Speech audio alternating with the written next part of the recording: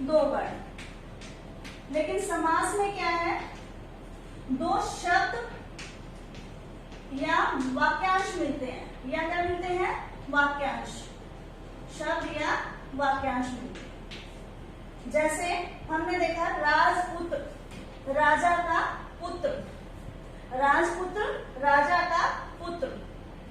तो यहाँ पर हमारा अलग अलग शब्दों को जोड़कर बना है।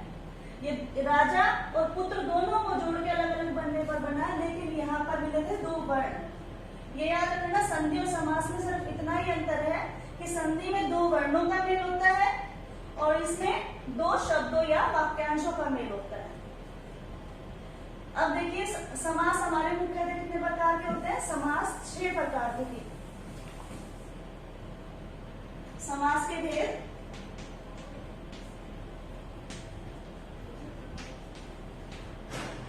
समास के 6 भेद होते हैं। समास के 6 भेद होते हैं। पहला है तत्पुरुष समास।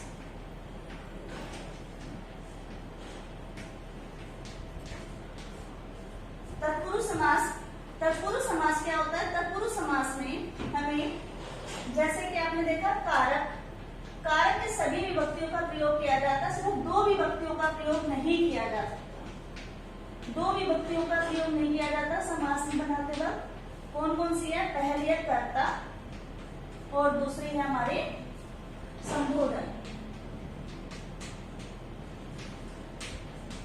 इन दो विभक्तियों का प्रयोग यहाँ पर नहीं किया जाता। तत्पुरुष समास जैसे कि आपने देखा कर्ता, तत्पुरुष समास नहीं होता। फिर होता है कर्म तत्पुरुष समास। कर्म तत्पुरुष समास की विभक्ति क्या होती है, को। ग्रामगत, जैसे एग्जाम्पल लीजिए ग्रामगत, ग्राम को गत, क्या बन गया विग्रह करने पर, ग्राम को गत, मतलब ग्राम को गया हुआ। ग्रामगत मतलब ग्राम को गया हुआ। कर्म तत्पुरुष इसी प्रकार हमारा संबंध तत्पुरुष राजपुत्र, ये हमारा संबंध तत्पुरुष में आ जाएगा। हमारी सारी विभक्तियों का प्रयोग किया जाएगा, सिर्फ हमें कर्ता और संबोधन को छोड़ देना है। तो राजपुत्र जैसे राजा का पुत्र, राजा का पुत्र। अब आपको पता होगा संबंध की क्या पहचान होती है, का, के, की। संबंध की क्या पहचान होती है, का, के, की। इसी प्रकार हमारे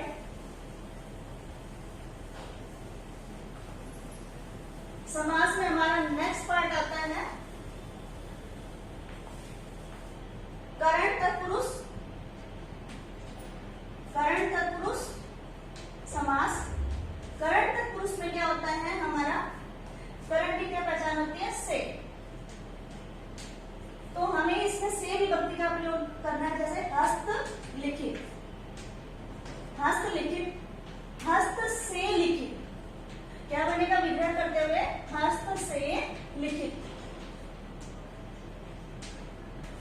तो हमें इन विभक्तियों का ध्यान रखना है, तभी हमें पता चलेगा कि समास का कौन सा भेद है, कौन सा उसका उपभेद है। किसी प्रकार अकाल पीड़ित,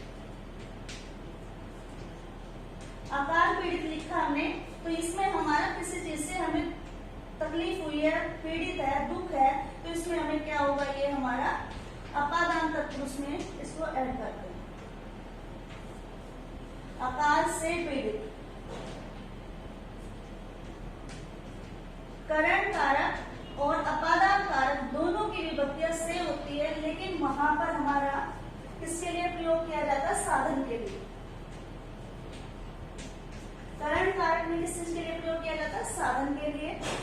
जबकि हमारा अपादान तत्पुरुष समास में किसी चीज को वियोग के लिए, दुख दर्शाने के लिए प्रयोग किया जाता है। ठीक है, आगे देखिए बेटा।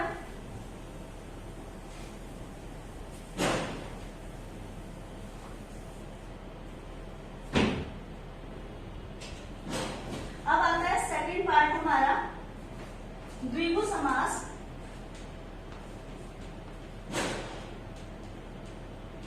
द्विगु मतलब गिनती, इसमें हमें ध्यान रखना है गिनती। गिनती किस में आ जाती है, काउंटिंग किस में आ जाती है, वहां पे द्विगु समास का प्रयोग किया जाता है। जैसे कि चौराहा, चार राहों का समूह।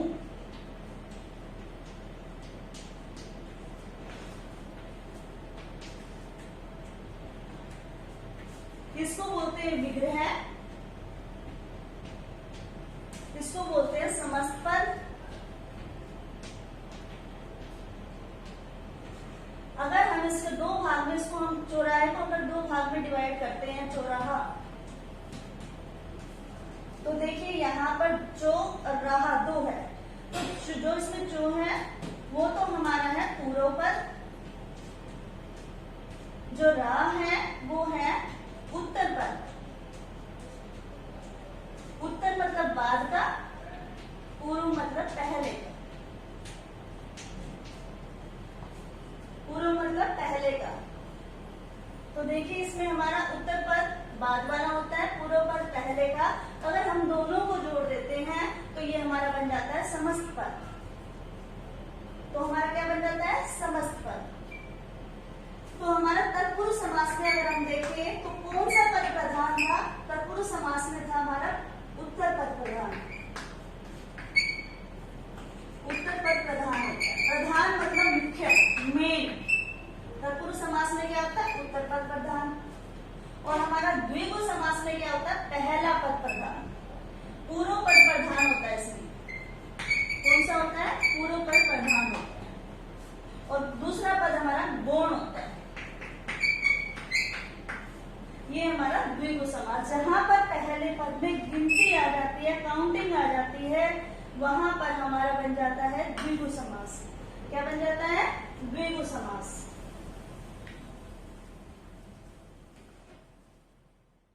द्वंद्व समास, द्वंद्व मतलब दो दो। इसमें कौन सा पद प्रधान होता है, इसमें दोनों ही पद प्रधान होते हैं, ना पहला पद ना दूसरा, दोनों पद प्रधान, अर्थात दोनों की समान वैल्यू है। जैसे देखिए माता पिता, माता पिता। अब देखो ना तो माता की वैल्यू कम है ना पिता की, तो दोनों में सेम सेम है, इसलिए इसका क्या बन गया, द्वंद्व समास, और बन गया माता और पिता। इसमें ध्यान देने योग्य बात यह है कि अगर हम विग्रह करते हैं तो विग्रह करते वक्त या तो हमारा और आएगा या फिर या आएगा, या तो और आएगा या आएगा, जिसमें हम सुख दुख, ऊपर नीचे, इसमें मिलते जुलते शब्द, विलोम शब्द या लिंग बदलने वाले शब्दों का प्रयोग करते हैं। तो इस प्रकार इसमें दोनों पद प्रधान होते हैं, ना पहला पद ना दूसरा पद, बल्कि क्या होते हैं, दोनों पद प्रधान होते हैं। पद मतलब आपको पता है, पद क्या होता है, जो शब्द वाक्य में प्रयोग हो जाता है वो शब्द नहीं रहता, वो पद बन जाता है। क्या होता है पद, पद होता है वही शब्द जो वाक्य में प्रयोग हो गया हो, वही शब्द जो वाक्य में प्रयोग हो गया।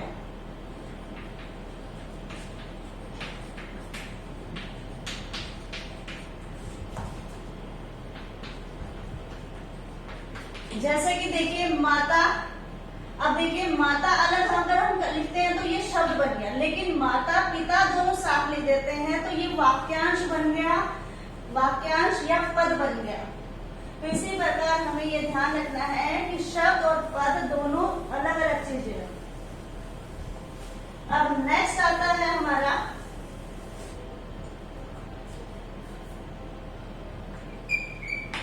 कर्मधारय समास।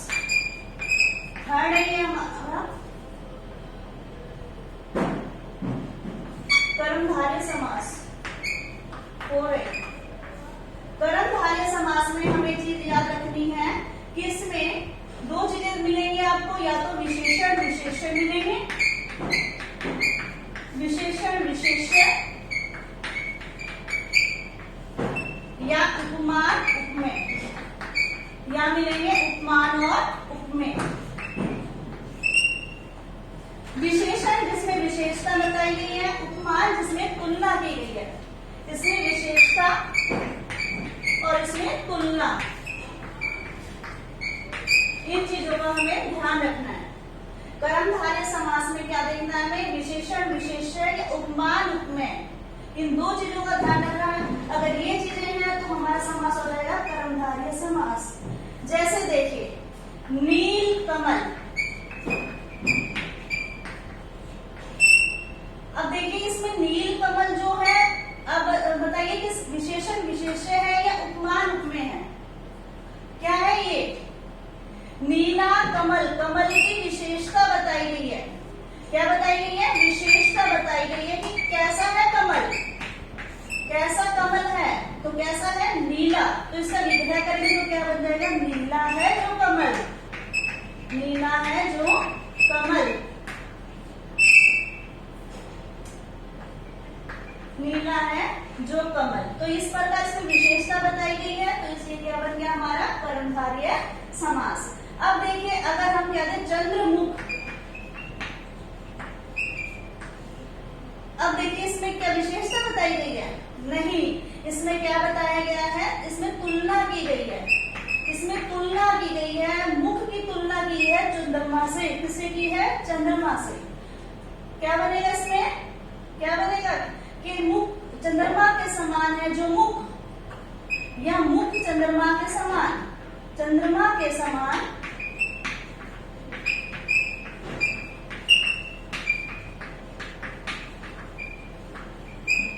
तो ये क्या बन गया हमारा कर्मधारय समास। कर्मधारय समास में हमने क्या देखा, दो चीजें देखी, या तो उसमें विशेषता बताई गई होगी या तुलना की गई होगी। विशेषता बताने में क्या बताया गया होगा कि जैसे हम किसी से क्या करते हैं, उसके गुण दोष आदि का पता बताते हैं। इसी प्रकार तुलना में क्या करते हैं, तुलना करते हैं, कंपेयर किया जाता है। तुलना क्या होती है, किसी से कंपेयर करना। तो चंद्रमा के समान है जो मुख, चंद्रमुख, इसमें क्या होता है हमारा उत्तर पद प्रधान होता है। कौन सा पद प्रधान होता है, उत्तर पद प्रधान होता है।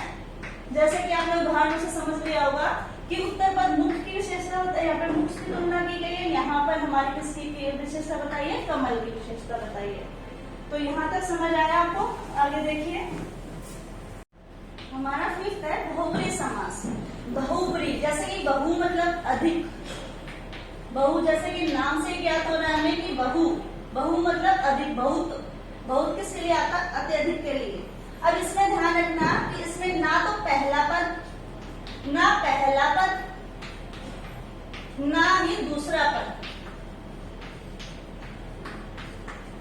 ना ही पहला पद प्रधान होता है, ना दूसरा पद प्रधान होता है, बल्कि कोई अन्य या तीसरा पद प्रधान होता है, बल्कि कोई अन्य या तीसरा पद प्रधान होता है।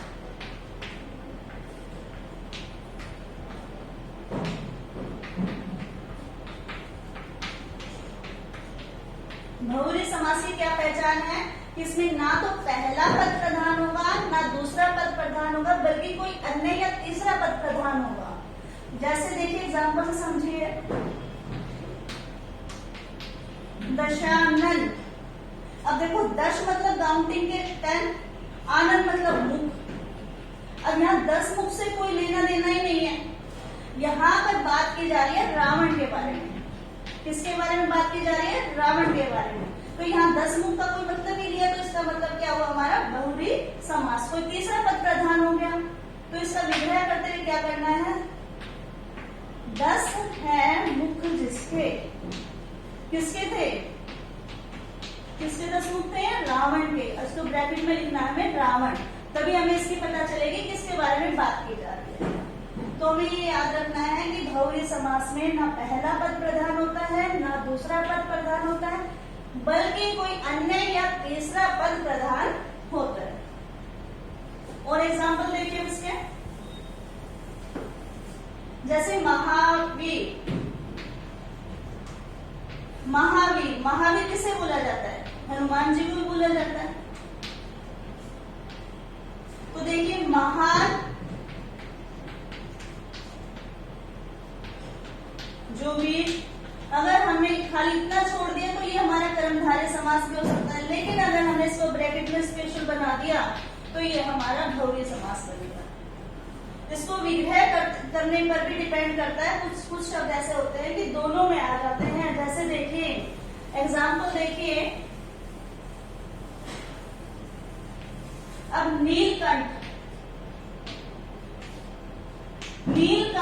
कर्मधारय भी होता है, बहुव्रीहि भी होता है, लेकिन अगर ये दोनों विग्रह पर डिपेंड करते हैं।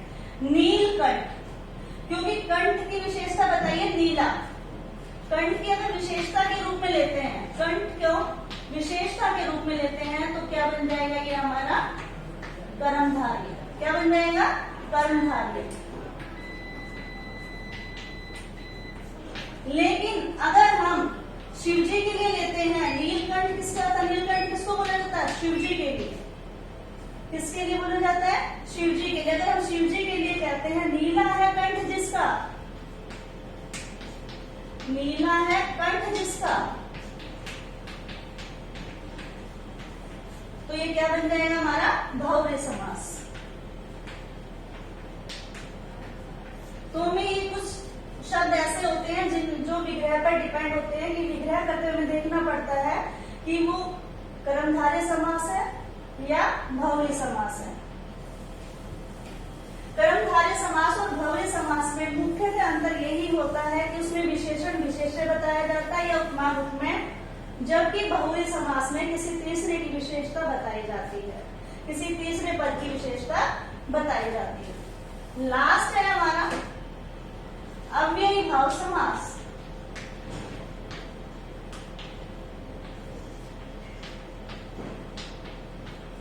अव्ययी भाव समास। अब अव्ययी भाव जैसे कि इसमें नाम से ज्ञात हो रहा है, अव्यय से बना है अव्ययी भाव समास। अव्यय का दूसरा नाम होता है अविकारी, और अविकारी दो शब्दों के मेल से बनता है अ प्लस विकार, और इसमें प्रत्यय भी लगा दिया जाए तो ई। अविकार, विकार मतलब चेंज या बदलाव, या बदलाव। अगर हमने इसके आगे लगा दिया तो मतलब इसका विलोम हो गया, अर्थात इसमें कोई बदलाव न हो। अगर हम पूरा लेते तो क्या बन जाएगा? न। तो ए का मतलब क्या होता है? न बदलाव हो जिसमें, तो वो क्या होता है? अव्यय या अविकार। अब ये देखिए किसमें बदलाव नहीं होता, किस कारण देखा जाता है? जब हम देखते हैं लिंग वचन कारक और काल के अनुसार जिसमें कोई परिवर्तन नहीं होता, वो हमारे अव्यय अविकारी शब्द कहलाते हैं। देखिए यथा संभव,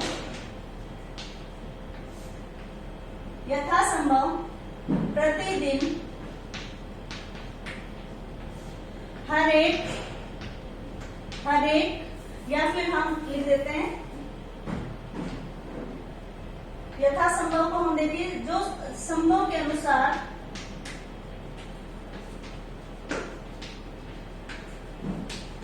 और इसका विग्रह करेंगे तो हमारा क्या बनेगा? हर दिन या प्रत्येक दिन।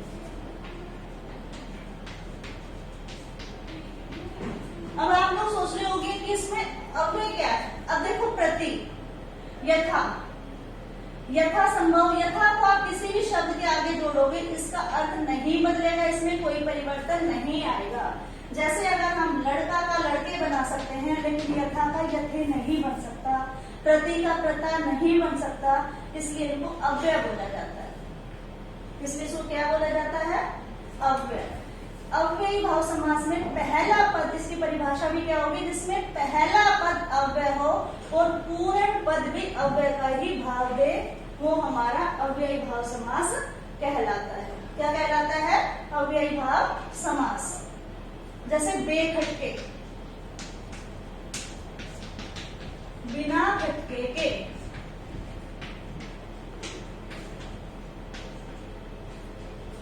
ये हमारा क्या बन गया?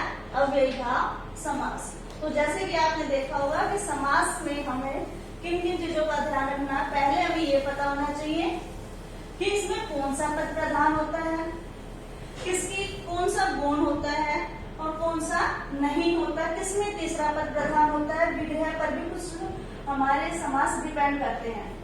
जैसे आपने देख लिया होगा, मेन क्वेश्चन आ जाते हैं कर्मधारय समास और बहुव्रीहि समास, दोनों में अंतर।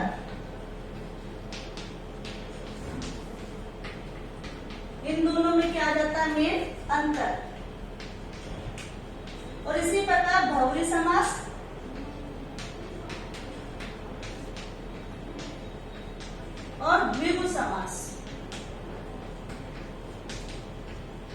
इन दोनों में भी अंतर।